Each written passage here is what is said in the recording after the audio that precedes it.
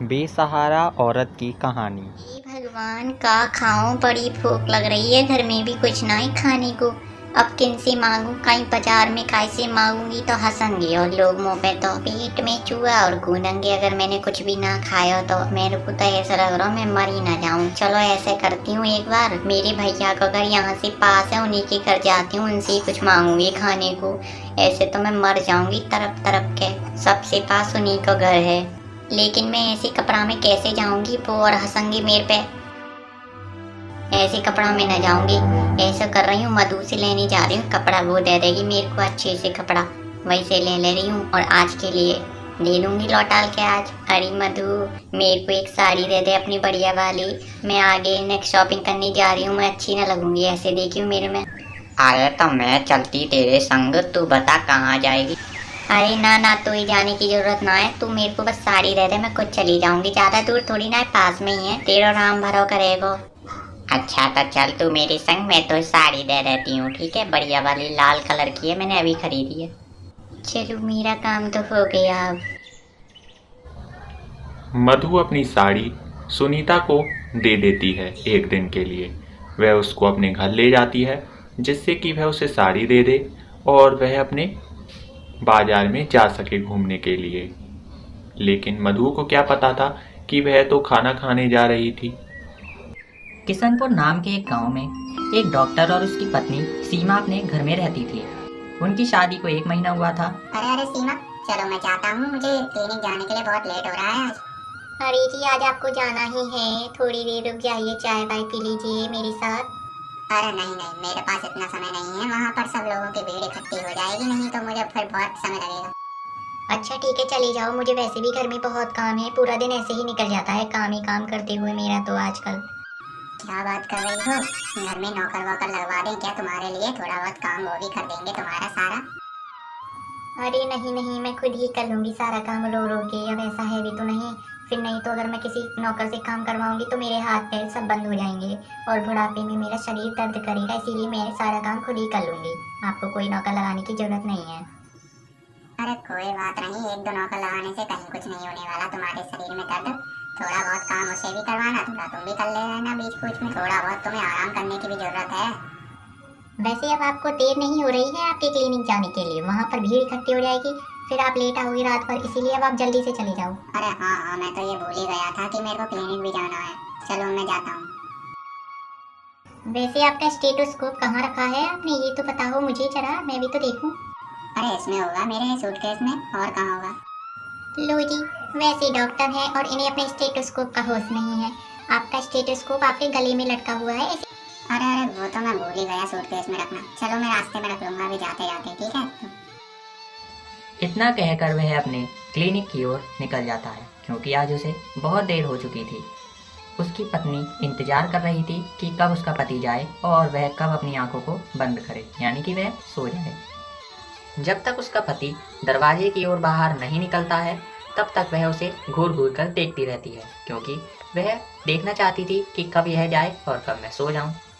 आहा, ये तो चली गई, अब सोऊंगी आराम से पूरे दिन। काम तो मैंने पहले ही सारा खत्म कर दिया है, और वैसे भी मुझे काम क्या है, 1-2 घंटे का काम होता है। अब मैं पूरे दिन सोऊंगी, आराम करूंगी फैल के, ना कोई रोक ना ही कोई टोक। हा, खुद को आराम करने की जरूरत है, नाम मेरा लगा रहा है मुझे आराम करना है, पागल बुड्ढा कहीं का। वह उसके जाते ही सोफे पर लेट जाती है, लेकिन उसे नींद बिल्कुल भी नहीं आती है, क्योंकि वह अभी सोकर ही उठी थी। वह फिर भी लेट जाती है, क्योंकि उसका काम करने को मन तो बिल्कुल करता नहीं था। वह केवल आराम आराम और आराम ही चाहती थी। लेटे लेटे उसकी कब आँख लग जाती है उसे खुद को भी पता नहीं रहता है। वह कभी भी जाग जाती है और कभी भी सो जाती है, क्योंकि वह पूरे दिन फ्री ही थी, उस पर कोई भी काम नहीं था सिवाय घर के। घर का भी काम सुबह के 6 बजे उठकर 8 बजे तक हो जाता था। उसके बाद वह पूरे दिन आराम आराम और आराम ही करती रहती थी। वहाँ उसका पति बहुत काम करता है क्लिनिक में, और यहाँ यह पूरे दिन आराम करती है। रास्ते में कार में उसकी ननद जा रही होती है, लेकिन उसे यह नहीं पता था कि वह उसके ही घर पर आ रही है। वह रास्ते में निकल जाती है, वह उसके ही घर जा रही होती है, क्योंकि उसके घर में रेनोवेशन का काम जारी था, इसीलिए वह कुछ दिन रहने के लिए उसके घर जाती है। उसकी गली का साइज इतना पतला था कि उसे अपनी कार को पीछे ही खड़े रहना पड़ रहा था। हे भगवान, इसकी गली का साइज कितना पतला है। मेरे तो पैर थक गए चलते चलते। कार होती तो अब तक तो पहुंच ही गई होती। अब जाना तो पड़ेगा, कार इसमें घुसेगी भी तो नहीं। वह बहुत थक चुकी थी क्योंकि घर उसका बहुत दूर था। जहाँ तक उसकी कार पहुँच सकती थी वह उतनी दूर तक कार को लेकर आ गई थी। अब उसके बाद उसे पैदल ही जाना पड़ रहा था।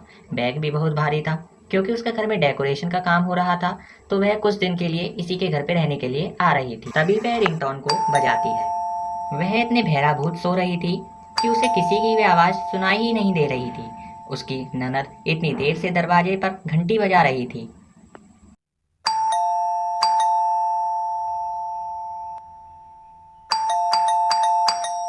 उसकी ननद ने आधे घंटे तक घंटी बजाती रही। अरे कौन मर गया, सोने भी नहीं दे रहा है मुझे। कमबख्त मर जाए जो भी हो बाहर, मेरा तो जीना हराम ही हो गया है। थोड़ी देर कोई सोने भी नहीं देता है। सूगर कहीं के सारे मर जाएं। दिन में 2-4 घंटे मिलते हैं सोने के लिए, उसमें भी आ जाते हैं चांद पे मेरे। देखती हूँ कौन है, छोड़ूंगी नहीं जरा भी। उसके बाल पकड़ पकड़ के इतनी जोर जोर का गोल गोल घुमाऊंगी ना, खून मुंह में से निकालने लग जाएगा जो भी कोई होगा। बेचारी उसकी ननद बाहर दरवाजे पर इंतजार करती हुई खड़ी रहती है कि कब दरवाजा खुले और वह कब अंदर जाए। अरे कहाँ गई ये? इतना समय लगा दिया इसने दरवाजा खोलने के लिए। भैया से लगता है इसकी शिकायत करना पड़ेगी। मोहल्ले के सारे लोग देख रहे हैं मुझे, लेकिन ये लड़की दरवाजा खोलने को तैयार ही नहीं है। थोड़ी देर बाद दरवाजा खुल जाता है और वह अंदर अपने घर में चली जाती है। वह बेचारी इतनी थक चुकी थी कि वह आते ही बैठ जाती है और थोड़ा सा गर्म पानी पीती है क्योंकि उसे खड़े खड़े उसके पैर सारे सूज गए थे। जब तक उसकी भाभी उसके कपड़े वाला बैग लेकर आती है। कपड़े वाला बैग इतना भारी था कि वह बड़े ही धीरे धीरे कदमों के साथ आ रही थी।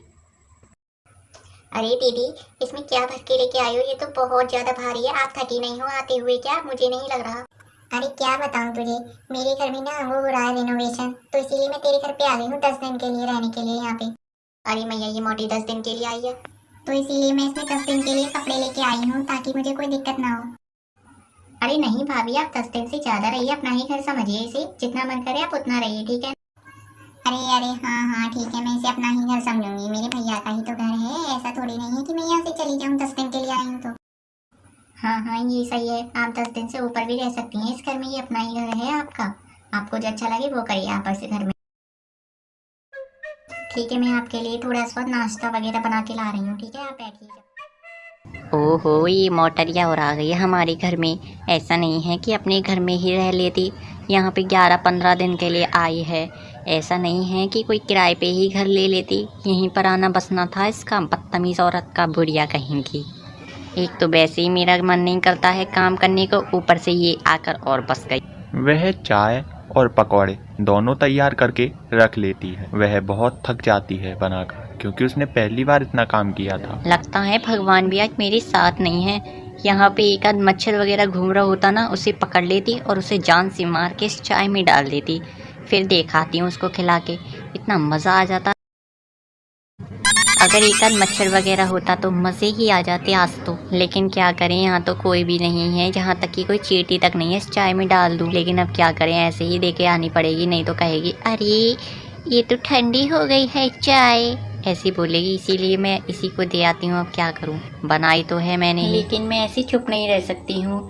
मुझे कुछ ना कुछ करना ही होगा, नहीं तो वह तो हमारे घर में ही हमेशा हमेशा के लिए रहने लग जाएगी। आने दो, उनसे कहूँगी मैं पूरी बात, उन्हें अच्छे से समझाऊंगी, तभी वो मानेंगे, नहीं तो वो मानेंगे नहीं। ऐसी वो बहुत जिद्दी हो गए हैं आजकल। ओहो, मुझे तो बहुत भूख लग रही है, पता नहीं कितनी देर में लाएगी ये लड़की। यह सुनीता के पति का हॉस्पिटल था, जिसमें एक नर्स थी जो कि एक बुढ़िया का सिर में दर्द सही कर रही थी। वह उसके सिर पर टोले मार रही थी जिससे कि उसका सर दर्द सही हो जाए। नर्स अपने टोले मारने का काम कर रही थी और बुढ़िया इतनी बदतमीज थी कि वह लेटे लेटे ही अपने सिर को दर्द को सही करवा रही थी। वह बुढ़िया बड़ी ही जिद्दी थी, जो अभी आपको हम आगे दिखाएंगे। थोड़ी देर बाद वहाँ सुनीता का पति आता है। सुनीता का पति अपने साथ सुई लेकर आता है। वह उस बुढ़िया के सुई लगाने के लिए कहता है। वैसे मेरे घर से तो इसका घर बड़ा ही सुंदर है और आलीशान है। मैं तो आराम करूंगी इस घर में थोड़े दिनों तक, मैं बहुत थक गई हूँ वैसे भी। लेकिन पता नहीं ये सुनीता मुझे रहने देगी कि नहीं, कहीं अपने पति को फंसा न ले बातों में कि मुझे बाहर निकाल ही दे। तो मैं इन लोगों को अपनी परिस्थिति भी तो नहीं बता सकती हूँ। लाइए अम्मा, आपके इंजेक्शन लगा देता हूँ मैं।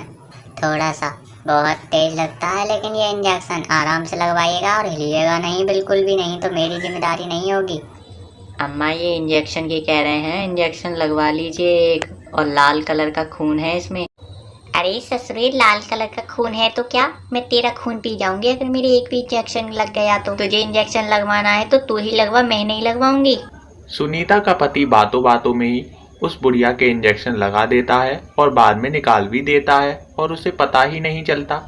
अरे मैया रे मैया, कितनी जोर का लगा है रे ससुरे, तुझे चांटे ही चांटे बजाऊंगी, बहुत तेज लगाया है तूने इंजेक्शन। तू कहाँ से डॉक्टर बन गया है, तुझे तो चपरासी होना चाहिए, चपरासी, बदतमीज बुढ़ा कहीं का। सुआ घुसाया है क्या, सुई लगाई है इतनी बुरी तरीके से। अरे मैया रे, चीटी काट रही है रे, हुई हुई हुई रे, मर गई मैं तो मर गई।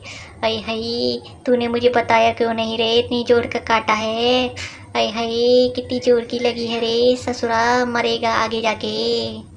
वह बुढ़िया सुनीता के पति को बहुत ही बड़ा बुरा बोलती है, लेकिन अब क्या करें, डॉक्टर का काम तो सुई लगाना और दवा देना ही है। अरे माँ, मैंने इसलिए नहीं बताया था क्योंकि आपके सुई लगेगी ना तभी तो आप सही हो जाओगी। अब जल्दी से सही हो जाओगी ना, सुई हम तुम्हें घर ले जाएंगे, ठीक है ना अम्मा जी।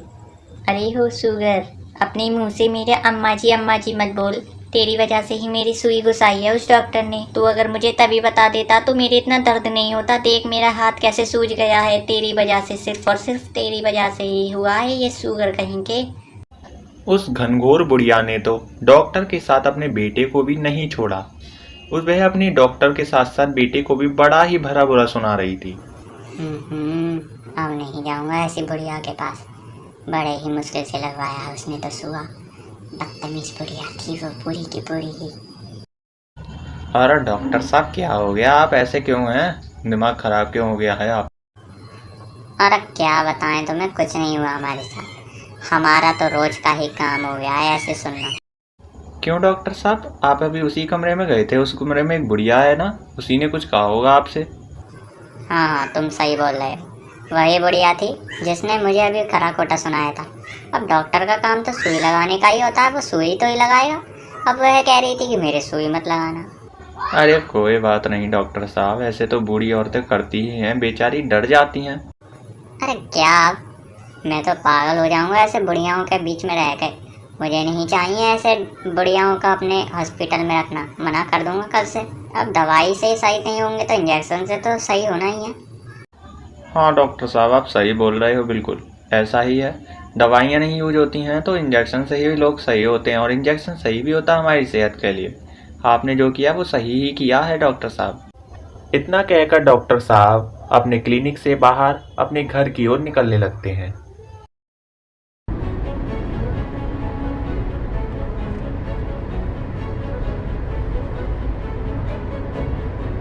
ओहो, क्या जबरदस्त खुशबू आ रही है, समोसे, आहा। क्या हुआ दीदी, आपको भूख लगी आई क्या? आपके मन में ललचा रहा है क्या? पानी आ गया मुंह में? आप क्या ही हैं ये समोसे? अरे तूने तो बड़े अच्छे बनाए हैं, इसमें खुशबू कहाँ से लाई है तू? और ये चटनी, ये इतनी ग्रीन ग्रीन कैसे बना ली? वह अपनी ननद का आंसर बिना दिए समोसे की प्लेट को नीचे रख देती है। लगता है इसके दिमाग में कोई खिचड़ी चल रही है। चलो जाने दो, मेरे को तो समोसे खाने से मतलब। वह बेचारी इतनी भूखी थी कि वह समोसे की प्लेट को अपने पैरों पर रखकर खाती है। उसकी मेज खाली ही पड़ी थी। उसके समोसे खाने की स्पीड को देखकर तो ऐसा महसूस हो रहा था कि उसने लगभग 2 से 3 दिनों से कुछ भी नहीं खाया था। अरे ये तो उनके आने की आवाज है गाड़ी की, लगता है वह आ गए हैं। तब तक डॉक्टर अपनी कार से घर के दरवाजे पर पहुंच जाता है।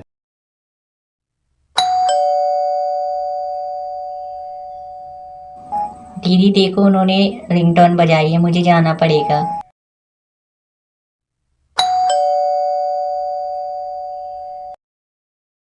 आ रही हूँ, थोड़ा वेट तो करो, आने में टाइम तो लगता ही है। अरे कहाँ थी, तुमने तो बहुत देर लगा दी घर खोलने में, इतना समय लगाती हो तुम आने में बाहर, और बाहर गाड़ी। हाँ, वो गाड़ी आपकी बहन की है और वो अंदर बैठी हुई हैं, अंदर समोसे खा रही हैं। आप खा लो, आ जाओ अंदर, गरम गरम बनाए हैं, खा लो अभी अभी। अरे ये समोसा खाने का समय है, मेरे लिए लंच बनाओ जल्दी से, मुझे बहुत भूख लग रही है। अच्छे अच्छे बनाती हूँ, लेकिन आपका दिमाग क्यों खराब है? आप ऐसे क्यों बोल रहे हो? अजीब सा बर्ताव कर रहे हो। पहली बार देख रही हूँ आपको तो मैं। क्या किसी ने कुछ कहा है आपसे? बताओ मुझे। अरे नहीं नहीं, कुछ नहीं हुआ मेरे साथ, ऐसा तो होता ही रहता है। तुम मुझे ये बताओ मेरे कपड़े कहाँ रखे हैं, मैं नहा आया हूँ। हाँ हाँ, जल्दी से नहा आइए आप पहले। इतना कहकर वह ऊपर अपने कमरे में नहाने के लिए जाता है।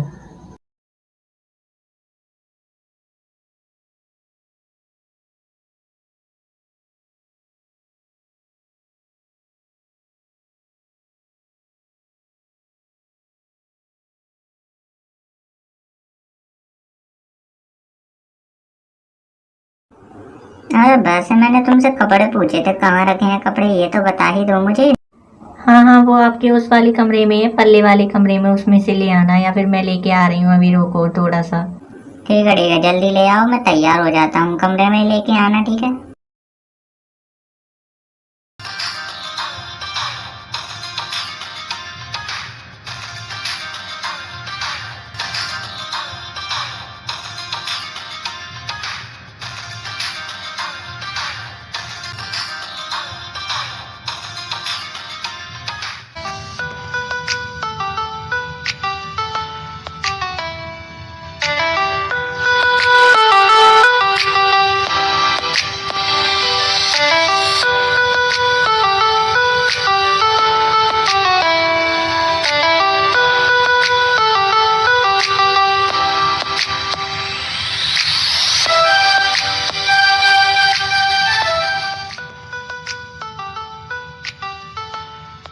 नहा धोकर टिप टॉप होकर वह अपनी पत्नी के पास जाता है। ओहो, मुझे इसका कुछ करना पड़ेगा, मोटी औरत का। नहीं तो ये मेरे घर का नाश कर देगी। ऐसे तो इतने समोसे कौन खा लेता है एक बार में? मुझ पे तो आधा भी नहीं खपता है, और ये 7-7 समोसे खा गई, और ऊपर से 2-2 ग्लास चाय भी पी गई। ऐसे तो हमारे घर का राशन बिगड़ जाएगा सारा का सारा। इनसे बात करूंगी, अभी जाऊंगी ना बाहर इनके कमरे में, तभी इनसे पूछूंगी, नहीं तो मैं तो पागल हो जाऊंगी इस घर में रह के ऐसे तो। और अभी तो आई हुई केवल 2 घंटे ही हुए हैं, और ये कह रही हैं 11-12 दिन, और फिर ऊपर से कह रही हैं कि मैं तो अपने मन से ही रुकूंगी। इसका मतलब ये करीबन 1-2 महीने बाद ही जाएंगी। इतने में तो हमारे घर का राशन सारा ख़त्म ही हो जाएगा। मैं क्या करूंगी इस घर में? फिर मेरा तो सारा नाश हो जाएगा। है इसने अभी खाना बनाया नहीं है, पलटा देके तो ऐसे खड़ी है, पता नहीं कब बनाएगी। अरे क्या सोच में पड़ गई, मेरे लिए लंच बनाया कि नहीं बनाया। अरे जी, मुझको आपको एक बात बतानी है, जरा आप सुनेंगी मेरी बात। मैं क्या बताना चाहती हूँ आपको, अगर आपके पास टाइम हो तो। हाँ बताओ क्या हुआ, ये तो बता ही दो मुझे, नहीं तो मेरे पेट में गुड़गुड़ होगी। वो ना, आपकी बहन ना 99 दिन के लिए रुकनी आई है, उन्होंने मन्नत मांगी है। क्या 99 दिन? 99 दिन तो बहुत होते हैं, ऐसे हम कैसे। बस बस, अब मत बोलिए अपने मुंह से इसके आगे का वर्ड, नहीं तो वो सुन लेंगी। ये बताइए अब हमें क्या करना चाहिए? 99 दिन तो बहुत होते हैं, और धीरे बोलिए, नहीं तो दीवालों के भी कान होते हैं, सुन लेंगी, नहीं तो रामायण खड़ी हो जाएगी। क्या करें, ऐसे हम भगा भी तो नहीं सकते हैं उसे, कुछ तो लेकिन करना ही पड़ेगा, नहीं तो हम बर्बाद हो जाएंगे 99 दिन। चलो तुम अभी खाना बनाओ, मैं उनसे बात करता हूँ, ठीक है। हाँ हाँ, आप बात कर लीजिए, नहीं तो हम परेशान हो जाएंगे। 99 दिन बहुत होते हैं, आपको तो लगता ही होगा। हाँ मैं बात कर लूँगा उससे, ठीक है। तुम अपना खाने पर ध्यान लगाओ। और अरे क्या, और अपने अपने घर को छोड़ के दूसरों के घरों में आ जाती हैं, ऐसे मेरा कहाँ दिमाग लगेगा खाना बनाने में। उन दोनों की सारी बात बाहर सुनीता सुन लेती है। अब वह भी बेचारी क्या करे, उसका भी तो दिमाग खराब था, वह भी तो उसके पास खाने को कुछ भी नहीं था, इसीलिए वह उसके घर पे आई थी, शायद वह उसे मदद कर सके। वह उन दोनों की बातों को सुनकर अपनी बात कहने की हिम्मत नहीं जुटा पा रही थी।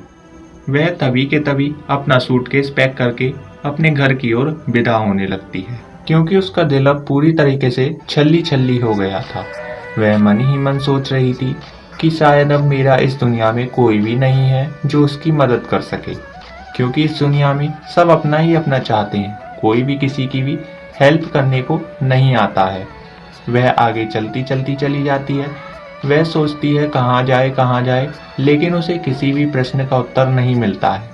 थोड़ी दूर जाने के बाद वह सोचती है अब उसे फांसी ही लगानी चाहिए।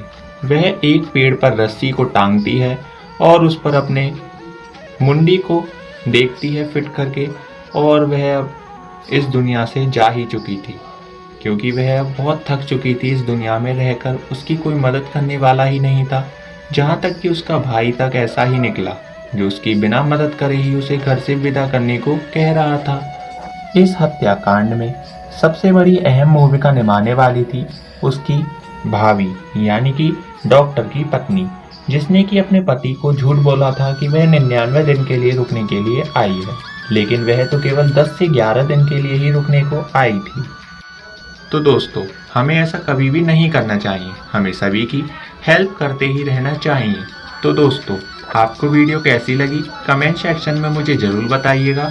अगर वीडियो अच्छी लगी हो तो वीडियो को लाइक और चैनल को सब्सक्राइब जरूर कीजिएगा। मिलते हैं अगली वीडियो में, तब तक के लिए जय हिंद जय भारत।